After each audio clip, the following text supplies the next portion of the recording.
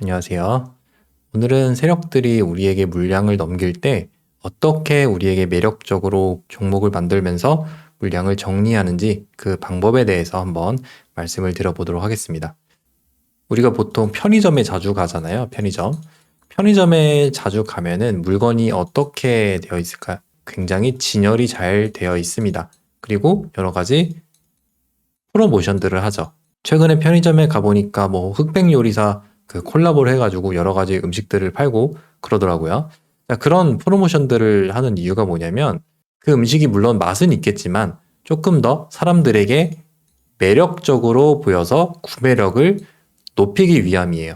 물건을 팔 때도 그런 원리들이 적용이 되는데 주식도 이런 원리들을 적용해 볼 수가 있어요. 세력들 입장에서는 주식 수가 곧 물건이죠. 그래서 이 주식을 팔기 위해서는 우리에게 반드시 매력적으로 이 종목이 느껴지도록 만들어야 됩니다. 그래서 기본적으로 활용하는 게 재료죠. 재료가 붙게 되면은 주식이 상승을 하고 결국에 그 주식에 사람들이 매수를 하게 됩니다.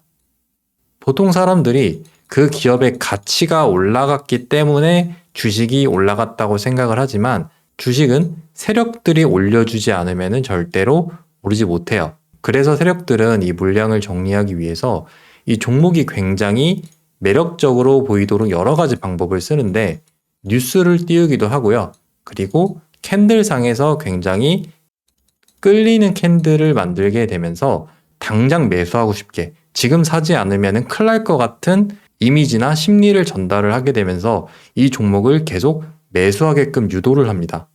예전에 삼성전자를 한번 보시면 가격이 6만 원에서 단번에 9만 6천 원까지 올라가게 됐어요. 자, 이때 분위기를 기억하셨던 분들은 아마 어떤 얘기인지 아실 텐데 이 당시에 모든 뉴스가 삼성전자로 도배가 되면서 당장 삼성전자를 가지 않으면 큰일 날 것 같은 분위기를 많이 조성을 했습니다. 엄마 아빠는 물론이고 할머니 할아버지들까지 삼성전자를 계속 매수하려고 했어요. 그리고 역사적인 8조의 거래대금이 터지고 마치 10만 원을 갈 것 같은 주가는 9만 7천 원을 가지 못하고 결국에 무너지게 됐죠.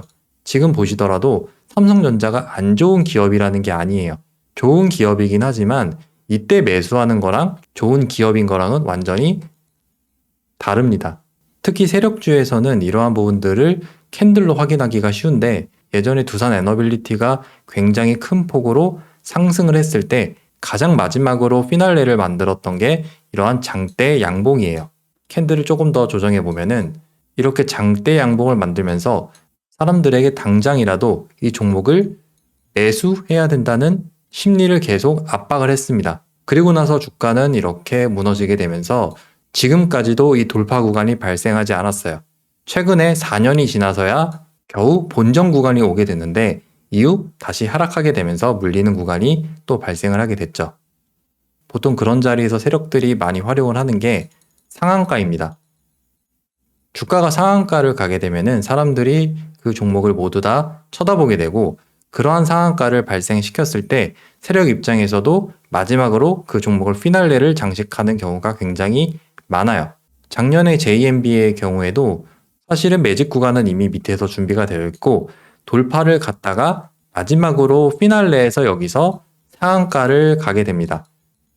분봉을 보시게 되면은 이러한 구간에서 돌파 구간이 나오면서 상한가에 들어가고 이렇게 상한가가 들어가게 되면은 굉장히 많은 투자자들이 따라가면서 매수를 하고 특히 다음 날에 무너지는 흐름에서 눌림이라고 들어가는 투자자분들이 굉장히 많아요.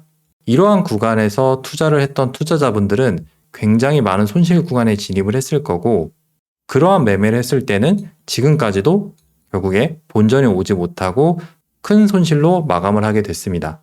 그래서 보통 저러한 캔들이 만들어지게 됐을 때는 이 종목에 사람들이 얼마나 더 집중을 할까라고 생각을 해보시고 거기에서 대부분 세력들의 물량들이 정리가 되기 때문에 내가 매매를 할 때는 반드시 이러한 부분들을 확인을 하고 매매로 접근하셔야 됩니다.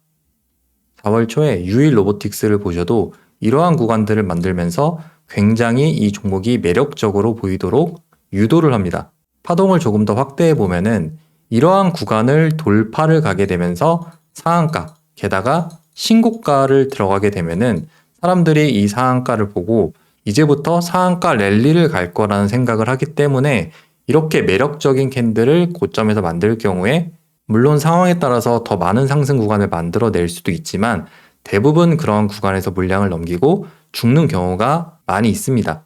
다음 날의 흐름을 보시면 결국에 윗꼬리를 조금 달기는 했지만 그러한 구간들을 마지막으로 하고 결국에 이런 식으로 주가는 무너지게 되죠. 그리고 2월 달에도 카페24를 보시게 되면은 이러한 구간에서 큰 갭을 띄우고 상한가에 들어가게 되었는데 거래 대금도 굉장히 많이 터지면서 많은 투자자분들이 이러한 종목에 달려들게 됐습니다.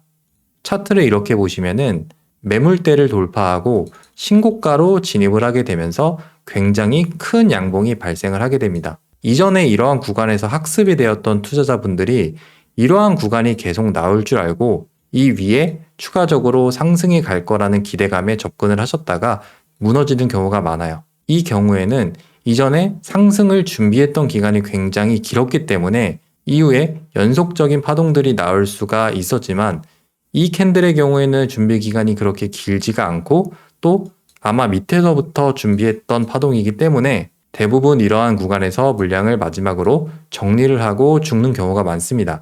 그래서 이렇게 무너지게 되는데 만약 이런 구간에서 내가 이런 것들을 기준봉이라고 생각을 하고 눌리는 구간에 매수를 하셨다면은 결국에 손절을 못했을 경우에는 크게 손실을 보면서 시장에서 퇴출을 당할 수가 있습니다. 4월 초에 오리엔트 전공의 흐름을 보셔도 이러한 구간을 돌파를 가면서 굉장히 많은 상승을 만들어냈고 마치 지금 당장 이재명 후보의 주식을 사지 않으면 안 될 것 같은 앞으로 대선 테마주 이름을 붙여서 계속 날아갈 것 같은 분위기를 조성을 하게 되면서 이러한 구간에서 물량들을 굉장히 많이 정리를 하게 됩니다. 보통 이러한 자리에서 사람들이 매수를 할 때는 이 종목이 얼마나 올랐는지 확인을 하지 않는 경우가 굉장히 많은데 이미 1,000원짜리 주가가 19,000원까지 1,900%나 상승 구간을 만들어냈기 때문에 일반적으로 정시 테마주들이 1000% 정도 상승을 만들어냈던 것과 비교하면은 그의 2배, 굉장히 많은 상승을 만들어낸 경우에 해당하기에 추가적으로 상승이 나올 수도 있겠지만 대부분 그러한 흐름에서 물량을 정리하는 경우가 많습니다.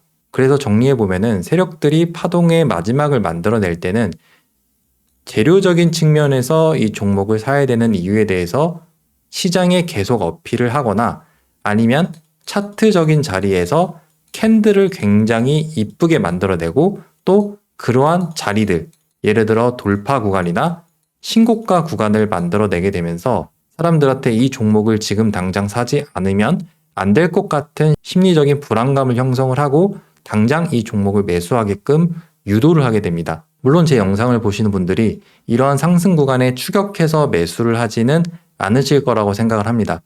하지만 이런 눌림 구간을 공략을 하실 때도 전략적인 구간을 잘 공략을 하지 못한다면은 상승 구간이 끝난 이후에 매매를 하게 되셨을 때는 손절을 못했을 경우에는 굉장히 큰 손실 구간을 가져갈 수가 있어서 일단 이러한 구간들이 발생을 하게 되면 매매를 하는 데는 굉장히 조심을 하셔야 됩니다. 물량을 정리하는 종목 대부분 이러한 캔들과 자리들을 형성하기 때문에 내가 매수했던 종목이 과연 그러한 자리들을 만들고 내려온 건 아닌가 한 번쯤은 생각을 해보시면 좋겠어요. 그래서 오늘은 세력들이 물량을 정리하기 위해 만들어내는 종목의 상황에 대해서 말씀을 드렸고 내일은 다른 내용으로 찾아뵙도록 하겠습니다.